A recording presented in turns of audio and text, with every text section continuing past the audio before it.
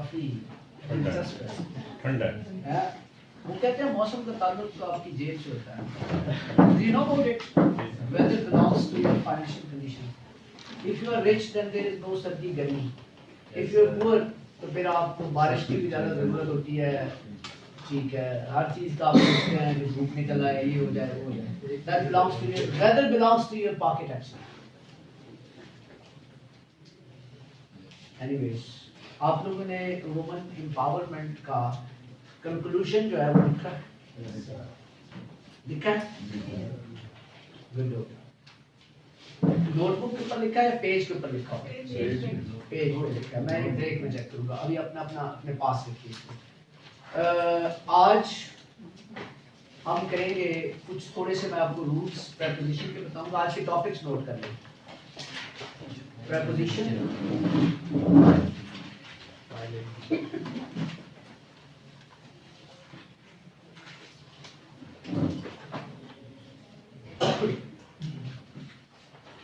अंग्रेजी का,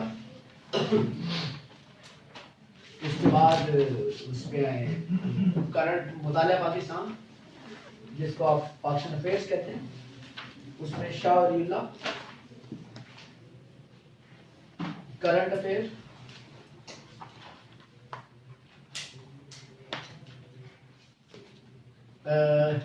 Russian Ukraine war,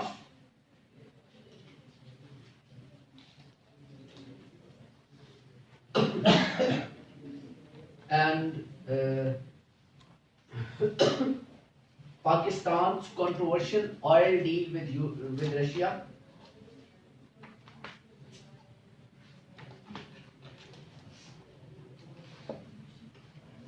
उसके बाद जनरल साइंस,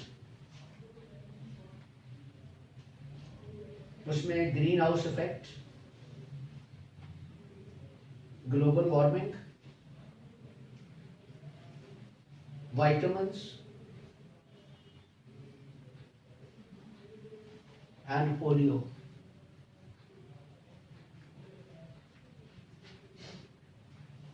ये इंशाल्लाह आज हम टॉपिक्स करेंगे और उर्दू के ऊपर मैं आपको दूंगा। आज मैं आपके लिए एक और बंदे से मिला हूँ फिका के लिए। बंदा कॉम्पिटेंट है, मुझे ठीक लगा बंदा, ठीक है। तो हो सकता है कि नेक्स्ट वीक आपकी फिका की क्लास हम जो है ना वो शुरू करें, क्योंकि उसमें थोड़ा सा आपको प्रॉब्लम है कि फ़िक़्ह चूँकि दैट इज़ अबाउट इस्लामिक कवानीन एटसेट्रा एटसेट्रा, तो वो हाँ वो इस्लामिक जूरिस्प्रूडेंस के हवाले से है। So that would be like जो लोग वकील हैं उनको तो ज़्यादा बेहतर अंडरस्टैंडिंग हो सकती है उनकी, लेकिन फिर भी बाकियों के लिए भी वो ज़रूरी है फ़िक़्ह वाला जो पोर्शन है। मजमून आपको मैंने उर्दू का एक दिया हुआ था, आपने उसको तैयार किया है? अच्छा, मजमून आपके सामने वुमन एम्पावरमेंट का आपने तैयार किया है। सो डू यू थिंक कि आप इसको अगर बेहतर तरीके से तर्जुमा करें तो औरतों के स्टेटस का मजमून अंग्रेजी से आप अपनी कॉमन सेंस यूज करते हुए उसको अब औरतों के हुकूक के ऊपर मजमून लिख सकते हैं उर्दू में, ये इंग्लिश का ऐसे प्रेपरेशन की प्रेपरेशन के बाद? Can you do it? ठीक है, चलें जी, ठीक है। प्रेपोजिशन, प्रेपोजिशन आपको मैंने गालिबन नहीं भेजी थी वो उसकी एक्सरसाइज जो थी पंक्चुएशन वाली।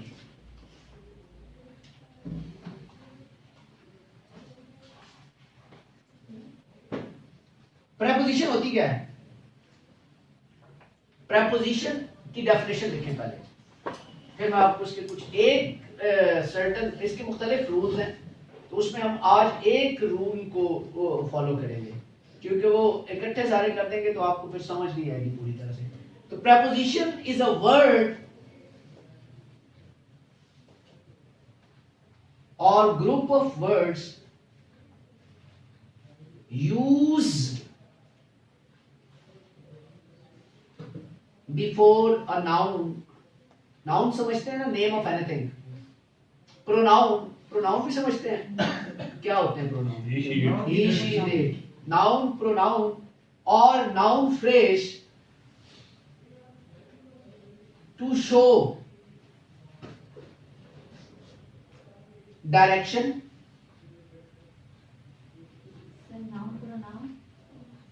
और noun phrase to show direction,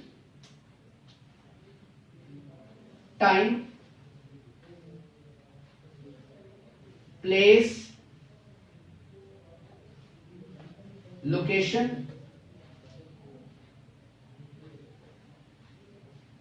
or the introduction of an object,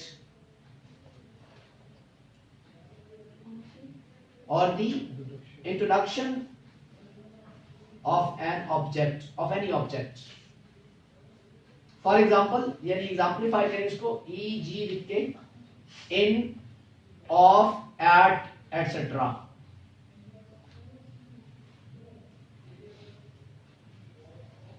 तो आज की हम जो प्रेपोजिशन करेंगे प्रेपोजिशन ऑफ टाइम होगी।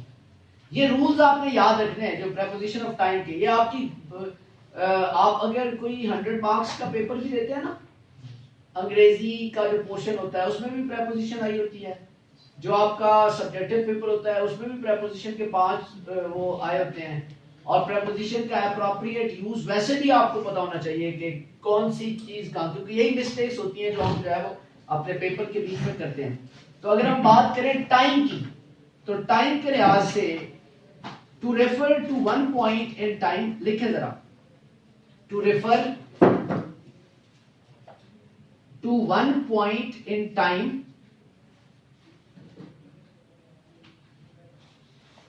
use the prepositions in, at and on।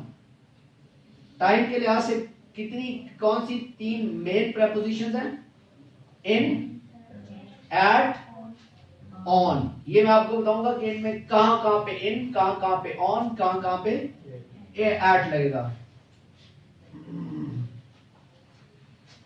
इन जो है ना, यूज इन लिखें, यूज इन। इनको ना ये जो प्रेपोजिशन होगी इनको इन्वर्टेड कॉमास में लिखें। यूज इन यानी I N, in inverted comma के अंदर लिखना है।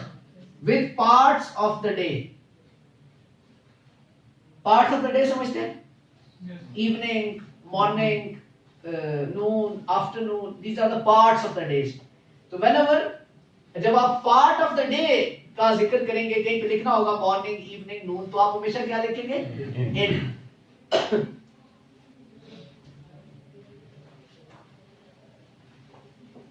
अच्छा, मंथ्स, ईयर्स एंड सीजन्स, हाँ जी, पार्ट्स ऑफ द डे के साथ comma, months, years and seasons। For example, he reached, fill in the blank, the morning। reads, he reads। भी आपसे fill in the blank आप करें इसकी, तो इसकी fill in the blank में क्या लगेगा? The weather is number 2। The weather is cold in December। The weather is cold in December। She was born in 1996। She was born in 1996।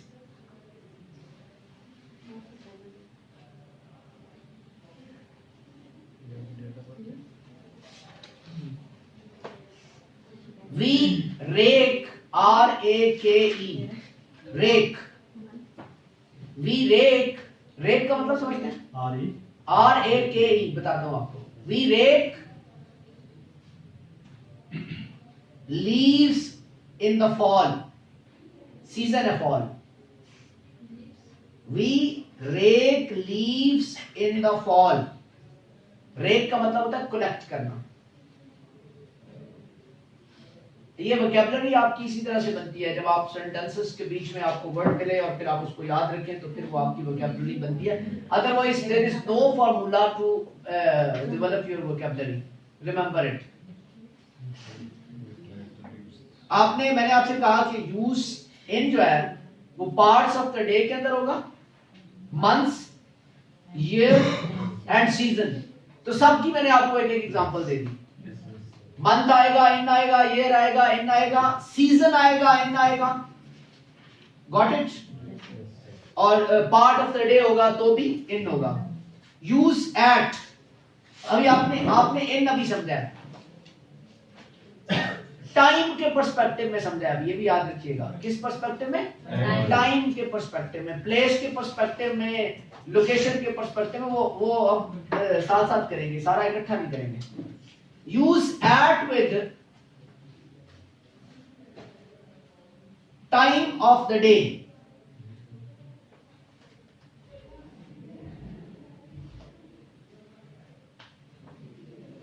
use at with time of the day.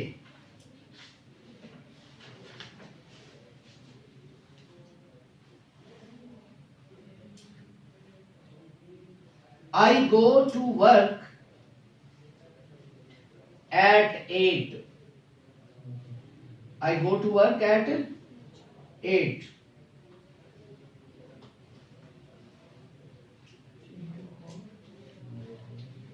बस 8, जब आप 8 कर देते हैं ना, वो collar डाल के 2 नुक्ते, तो क्लॉक स्टॉक लिखने की फिर जरूरत खत्म हो जाती है।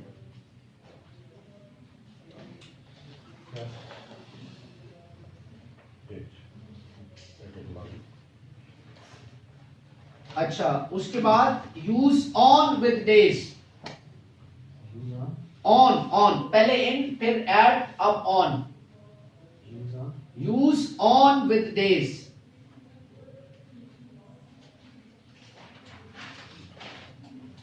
I work on Saturday. I work on Saturdays. He does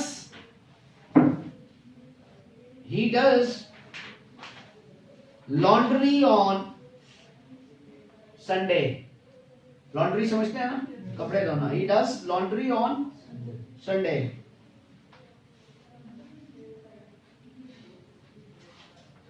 अच्छा, अब टाइम, एक्सटेंडेड टाइम की बात हम करते हैं, जैसे कि 2005 से, पुराने महीने से, गॉट इट। उसके लिए क्या इस्तेमाल होता है?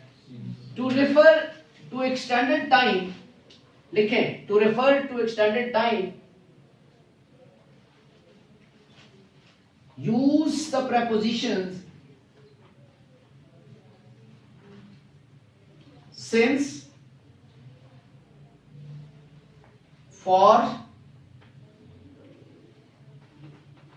by, by, during,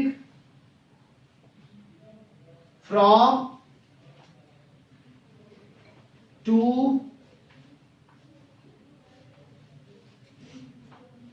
until, with, and within. These are all the prepositions.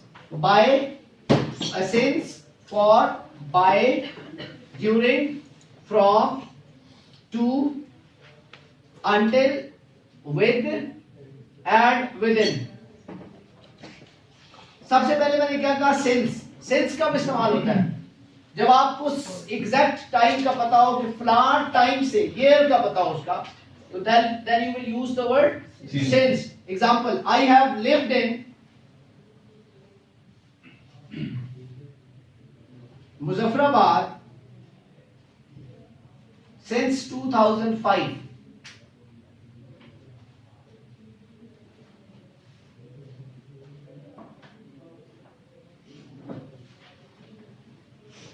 Number 2, he will be in Lahore. अच्छा, यहां मैं fill in the blank डाल रहा हूं, आपसे पूछूंगा 3 weeks, fill in the blank 3 weeks. He will be in Lahore for, sorry, he will be in Lahore for 3 weeks. ठीक हो गया? She will finish her homework, यानी वो 6 बजे तक अपना काम मुकम्मल कर लेगी। इसका मतलब क्या है? हाँ, she will finish her homework the blank 6.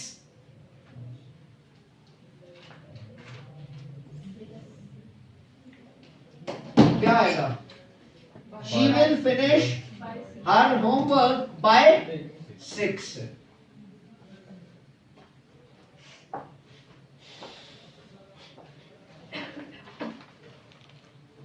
He works, अगला sentence, he works part time. He works part time. Fill in the blank. The summer. During the summer. Good, shabash.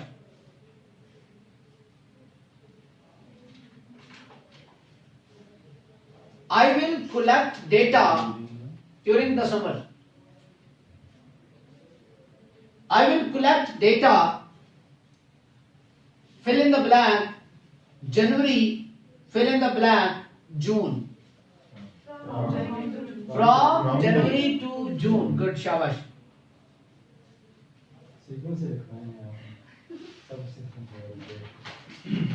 अब उसी मैं समझा कि अपनी कॉमन सेंस इस्तेमाल कर रहे हो, तुम ऊपर से देख के उसको जवाब कि यार नहीं यार, दिस इज रियली अनफेयर. ना ना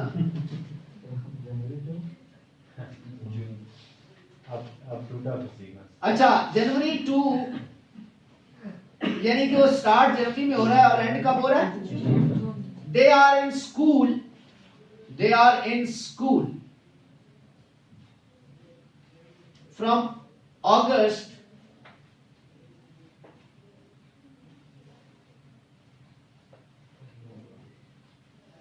fill in the blank May.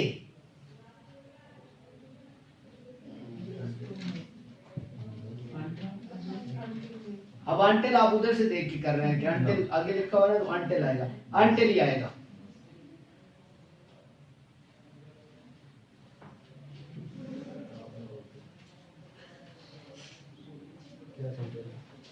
She will graduate.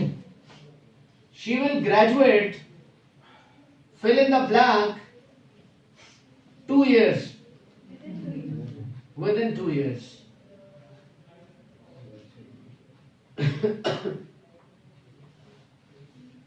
अच्छा, मैं आपको टाइम के हवाले से इसकी कोई 50 एक प्रपोजिशंस जो है वो भेजूंगा.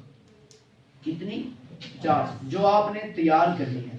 वो 50 प्रपोजिशंस जो टाइम के हवाले से होंगी. फिर आपके पास वो करने के बाद प्रपोजिशन में टाइम की प्रपोजिशन गलत नहीं होगी. Got it? वो आपसे जो मंडे को टेस्ट होगा उसके अंदर भी शामिल होगी. ठीक है, तो ये मैंने आपको जनरली एक आइडिया दिया है. अगेन जब आप इसको पढ़ते हैं खुद से तो इसमें कोई रॉकेट साइंस आपको नहीं मिलेगी. It is quite easy. और एक चीज मैं आपको बताऊं, अच्छी अंग्रेजी का मतलब पता क्या होता है कि आपको ये पता नहीं है कौन सा वर्ड किधर आना है. आप बोलते हैं, आप लिखते हैं, वो खुद ब खुद लिखा और बोला जाता है. इसका मतलब है कि आपको तब अंग्रेजी आती है. Got it? ये चीज आपकी होगी प्रैक्टिस से. मिस्टेक्स मिनिमाइज होगी. प्रेपोजिशन की मिस्टेक्स, हर तरह की मिस्टेक प्रैक्टिस से मिनिमाइज होती है. तो प्रेपोजिशन की मिस्टेक्स जो है या बाकी ग्रामर की जितनी भी मिस्टेक्स है वो प्रैक्टिस से मिनिमाइज होंगी. और प्रैक्टिस किस तरह की? जब आप एक्सटेंसिव रीडिंग करेंगे, जो आपको रीडिंग मिलती है, समझ की रीडिंग करें. जैसे कल हमने पैराग्राफ किया था, वो आपने 2 पैराग्राफ किए, अगले पैराग्राफ दिए थे आपको, समझ आई थी उनकी? पक्की बात है? ठीक है, उसको देख लेंगे ना. ठीक है, वो आज चूंकि मेरा नहीं है मुश्किल. यही तो चीज है कि थोड़ा सा आसान, उससे थोड़ा सा मुश्किल, थोड़ा सा उससे मुश्किल. सारे एक जैसे सौखे सौखे दे दें कि आपको, लेकिन आप सौखे पे भी कल फंस गए थे. पहला पैराग्राफ वाज क्वाइट सौखा, मतलब अंडरस्टैंडिंग आपकी बिल्डअप नहीं हो पा रही थी कि इसका सीक्वेंस किस तरह से मेंटेन करना है. बट अल्टीमेटली हमने उसको कर लिया था. Got it? तो ये प्रैक्टिस से चीज जो है वो ऑटोमेटिकली ठीक होगी. आपको पता है ना कि प्रेसी के नंबर उसने पता नहीं 40 नंबर की तो प्रेसी उसने दी होती है पेपर में, ये पीएससी वाले ने. सीएसएस के अंदर 20 नंबर की होती है, 25 की होती है. इसी तरह कॉम्प्रिहेंशन, पैराग्राफ्स के जवाब, पैराग्राफ के अंदर से सवालों के जवाब, इसकी भी 25 से 30 नंबर का जो है ये पेपर में सवाल होता है इंग्लिश के पेपर के अंदर. तो सारी इंग्लिश तो प्रेसी और कॉम्पोजिशन के ऊपर चल रही होती है. फिर एक 10 या 15 नंबर का लेटर लिखना होता है. वो अगले हफ्ते हम लेटर भी लिखना सीखेंगे. लेटर की भी आपसे 10-12 लेटर्स की प्रैक्टिस करवाऊंगा कि फलाने म्यूनिसिपल कॉर्पोरेशन के बंदे को लेटर लिखो, एडिटर को लेटर लिखो, डीसी को लेटर लिखो, फलाने को लेटर, एसएचओ को भी लेटर लिखवा देंगे, है वकील साहब? ठीक है। तो एनीवेज, तो प्रेपोजिशन में आपको 50 जो है वो भेजूंगा, प्रेपोजिशंस ऑफ टाइम, और वो आपने तैयार करनी है, और आपसे पेपर में भी मैं पूछूंगा जो आपका मंडे को पेपर होगा। Got it? आगे चलेंगे। अगला हमारा टॉपिक क्या था जी? मोहतरम शाह वलीउल्लाह साहब, ये मैंने इनको एक चीज मैं भूल जाऊंगा, I have given him 300 MCQs, मैंने इसको भेजे थे सलाहुद्दीन साहब को। वो 300 MCQs जो लोग वन पेपर की तैयारी करते हैं 100 मार्क्स के पेपर की, वो 300 MCQs जो है वो अगले फ्राइडे तक आपने तैयार करने हैं। 300 MCQs, and they are very much, ये वो MCQs हैं जो रेपिटिशन के साथ PPSC के अंदर आ चुके हैं, पंजाब पब्लिक सर्विस कमीशन के अंदर रेपिटिशन के साथ जो MCQs आ चुके हैं। 300 MCQs आप सबसे पहले आपने इनको तैयार करना। Got it? और ये कब तक तैयार करने? नेक्स्ट फ्राइडे तक आपने इनको। सर नेक्स्ट फ्राइडे को टेस्ट होगा, टाइम मैं आपको बता देता हूँ, क्लास के एंड में डिस्कस करते हैं क्या टाइम होना चाहिए।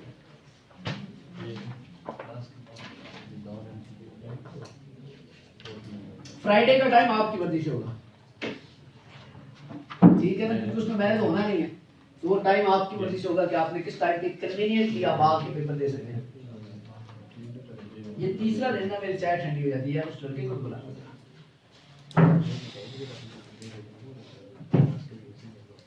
जी जनाब। आपको मैंने आपको ये पढ़ाया था, जहां तक मुझे याद पड़ता है कि हमने डिस्कस किया था कि जो मुस्लिम रूल्स का रिवाइवल है, यार ये चाय गर्म कर दो, जो मुस्लिम रूल्स का रिवाइवल है उसको हमने डिवाइड किया था दो हिस्सों के अंदर। एक मैंने आपसे कहा था before 1857 and the second was after 1857। तो हम डिस्कस हमने करना शुरू किया था बिफोर 1857, हमने उनको डिवीजन कर दी थी, और 1857 के अंदर हमने 1857 से पहले हमने कहा कि सबसे पहले मुजद्दिद अली सानी साहब थे, उसके बाद शाह वलीउल्लाह साहब थे, फिर शेख अहमद सरहंदी थे, फिर फ्रेजी मूवमेंट थी, और उसके बाद तीतू मीर था। ठीक है, तो जो आज हमने मुजद्दिद अली सानी को हमने डिस्कस किया था कि मुजद्दिद अली सानी की जो सर्विसेज थी वो क्या थी। उन्होंने सोसाइटी की प्योरिफिकेशन की बात की, वादतुल वजूद वादतुल शऊर की बात की, दीन इलाही को जो है वो अकबर के दीन इलाही को जो है वो चैलेंज किया, स्पिरिचुअलिटी के ऊपर जो है वो बात की, वहाँ पे जो करामात वगैरह पंडित वगैरह इनकी थी उसके ऊपर उसने जोर दिया। हिंदुओं के साथ जो शादी औरतों के साथ मुसलमानों ने करनी शुरू कर दी उसकी उसने मुखालफत की। तो ये सारी की सारी क्या सर्विसेज थी, किसकी थी सर्विसेज? मुजद्दिद अली सानी, जिसका नाम था शेख अहमद सरहंदी। आज जो है उसी को जो है वो हम एक्सटेंड करेंगे। शेख अहमद सरहंदी के बाद जो अगले साहब थे जिनका कंट्रीब्यूशन बहुत ज्यादा, ये दोनों बड़े इंपॉर्टेंट है एग्जामिनेशन पॉइंट ऑफ व्यू से। ये शेख अहमद सरहंदी, शाह वलीउल्लाह और सर सैयद, ये तीन बहुत ही अहम टॉपिक्स हैं। इनमें से एक आना ही आना होता है पेपर के अंदर, ये मैं आपको बता दूं। तो आज की जो हमारा टॉपिक है वो कौन है जी? शाह वलीउल्लाह। नाम सुना हुआ है? जानते क्या है उनके बारे में? तेरे नाम तो सुना ही होगा। बेटा बोलना नहीं है, जो पूछना है बात करनी है मुझसे करनी है। जी बेटा। मजहबी खिदमत, मसलन क्या मजहबी खिदमत थी शाह वलीउल्लाह साहब की? इस्लाम वगैरह को बहुत बड़े स्केल में फैलाया इस्लाम को। पहले इस्लाम बड़े सगीर में तो था। क्या शाह वलीउल्लाह की वजह से लोग मुसलमान हुए? सर मेरा ख्याल है कि जो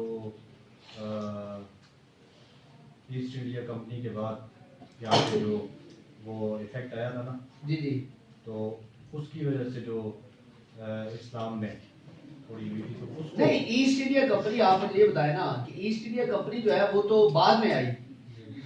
शाह वलीउल्लाह साहब जो थे वो तो मतलब जो है वो 1702 के अंदर वो पैदा हुए थे और 1762 के अंदर गालिबन वो फौत हो गए थे। 60 या 62 साल उनकी एज थी। तो वो तो ईस्ट इंडिया कंपनी की प्रॉपर जो है ना इन्फ्लुएंस, उससे पहले शाह वलीउल्लाह साहब थे। जी कोई और बंदा बताया कि शाह वलीउल्लाह इतना पढ़ा है यार सारी जिंदगी, MA करके बैठे हो, शाह वलीउल्लाह मैट्रिक में भी पढ़ा, 8वीं में भी पढ़ा, 12वीं में भी पढ़ा, 14वीं में भी कहीं मुताला मकसद पढ़ा होगा तो कहीं पढ़ा होगा, क्योंकि BS या BA ऑनर्स या कुछ भी मुताला मकसद के बगैर तो नहीं होता ना, और मुताला मकसद शाह वलीउल्लाह के बगैर नहीं होता पूरा। ठीक है, तो क्या what do you know about Shah Waliullah? जी बेटा। सर ये इनका भी यही था कि ये मुजद्दिद अली फ़सानी के साथ साथ ही इन्होंने भी कंट्रीब्यूशन दी थी, दीन इलाही के ऊपर भी इन्होंने किया था, बात की थी, यानी उस टाइम जो उसके बाद औरंगजेब के बाद भी जो सोसाइटी थी ना वो मिक्स अप हो गई थी, तो उस वजह से इन्होंने किया था कि इस्लाम के लिए यानी अपनी इनकी जो सबसे बड़ी सर्विस मैं समझता हूँ, डिस्कशन अभी हम करेंगे इसकी सारी सर्विसेज के ऊपर, जो मेरा जाती, क्योंकि ये मेरा ओपिनियन है, आप मेरे ओपिनियन से डिसएग्री कर सकते हैं, ठीक है, बट मेरा ओपिनियन ये है कि इनका सबसे ज्यादा जो काम था वो दो चीजों के ऊपर था। एक जो चीज थी वो थी इनकी जो सेक्टेरियनिज्म का कॉन्सेप्ट था ना, शिया और सुन्नी का जो एक प्रॉब्लम क्रिएट हुआ था ना सोसाइटी के अंदर, उसको उन्होंने जो है वो खत्म करने की कोशिश की। शिया और सुन्नी फसादात उस वक्त होना शुरू हुए थे, उसको उन्होंने रोकने के ऊपर बाकायदा एक किताब भी लिखी थी, किताबुल बलागा कुछ इस तरह से करके उसका नाम है। एक सबसे बड़ा कंट्रीब्यूशन उनका ये था। दूसरा, शाह वलीउल्लाह साहब बड़े ज्यादा परेशान रहते थे, 4 मुसलमानों के स्कूल ऑफ थॉट्स हैं, आपको पता है ना, 4 थॉट्स हैं, हम्बली, शाफी, मालिकी, हनफी, ऐसे ही है। चारों स्कूल ऑफ थॉट्स जो है एट दैट टाइम उनके दरमियान जो है वो इम्बैलेंस बहुत ज्यादा था, तो शाह वलीउल्लाह ने उनके दरमियान बैलेंस क्रिएट करने की कोशिश की, उनके दरमियान बैलेंस। और शाह वलीउल्लाह साहब की वैसे इस तरह की चीजें पता नहीं, मैं मेरी समझ से तो समटाइम्स बाहर हो जाती है, लेकिन चूंकि वो बड़े आदमी थे हम उनको ऑन करते हैं। उन्होंने पूरी एक किताब इस बात पे भी लिखी थी कि मैं मदीना मुनव्वरा हज करने गया, मक्का मदीना गया, तो नबी करीम सल्लल्लाहु अलैहि वसल्लम मुझे ख्वाब में आए और उन्होंने मेरे जिम्मे लगाया कि जो बड़े सदीर की ये सोसाइटी है इसकी बाग डोर संभालो और इनके लिए कुछ करो।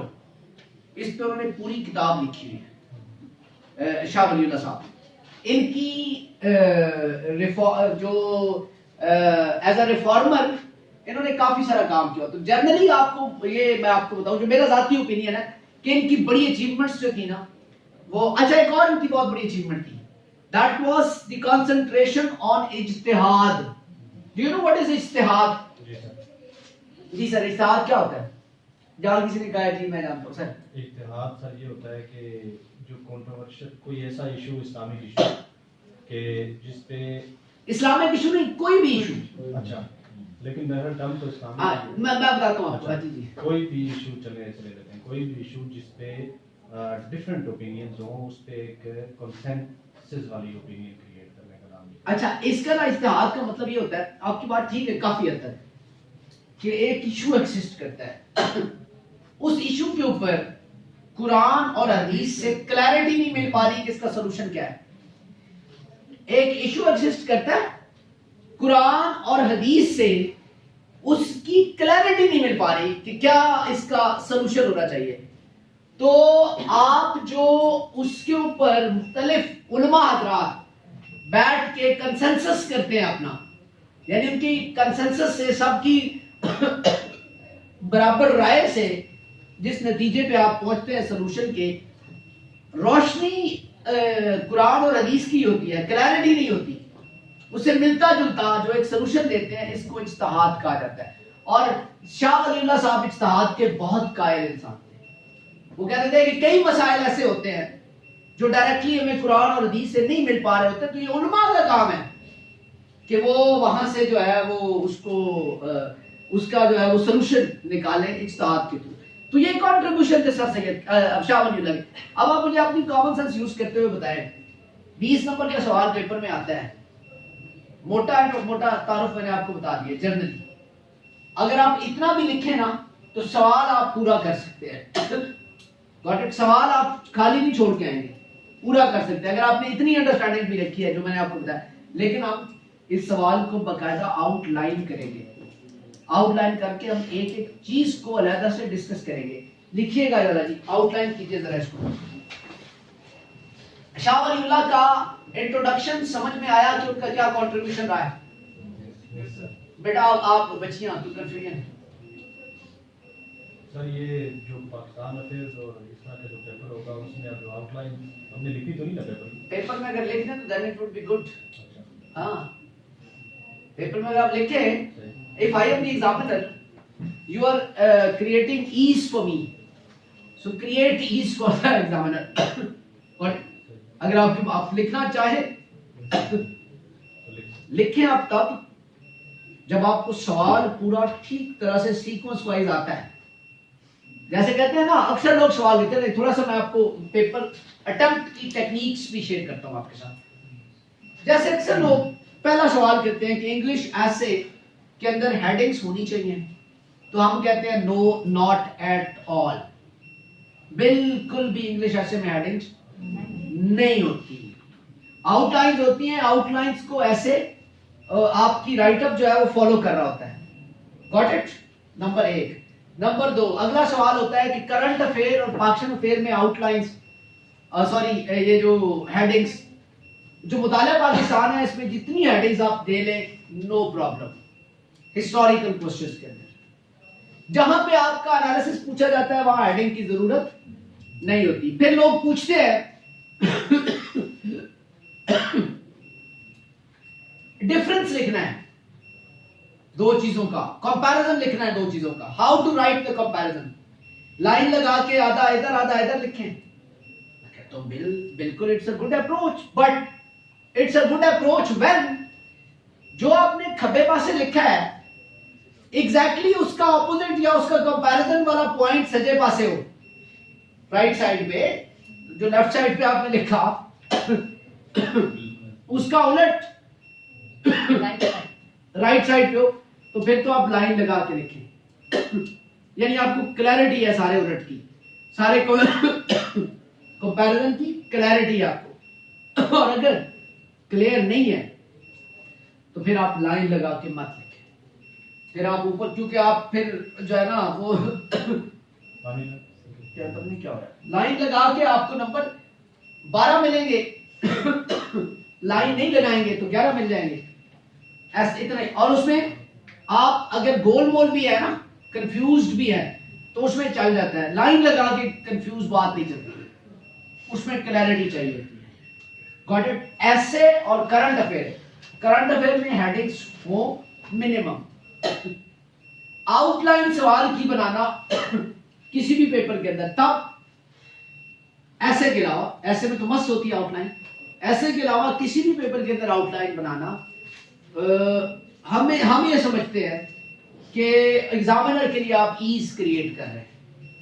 एक आप उसको ये बता रहे हैं कि आपको चीजों का पता है, जो जो कुछ आपने डिस्कस करना है, ठीक है, वो आपने ऊपर आउटलाइन कर दिया कि भाई ये चीजें मैंने डिस्कस करनी है।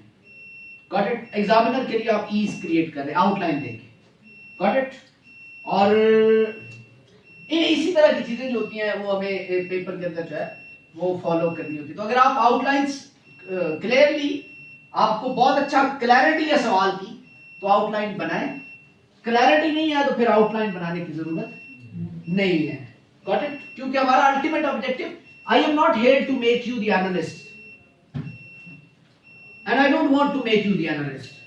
आई am here to prepare you people for the competitive examination.